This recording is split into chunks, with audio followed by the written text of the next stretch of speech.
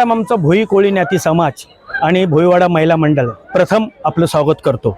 तसंच हा आमचा होळी महोत्सव आमचा पारंपरिक सण आहे।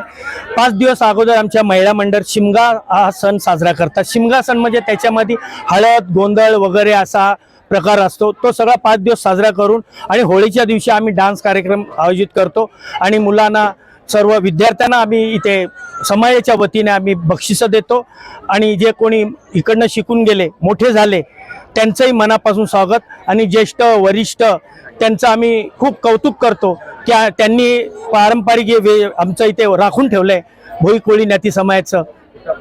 त्याबद्दल आम्ही सर्व पत्रकार बंधूंचे पण आम्ही मनापासून आभार मानतो। काय सॉरी किती दिवसाचा असतो हा सण आमचा 5 दिवसाचा असतो।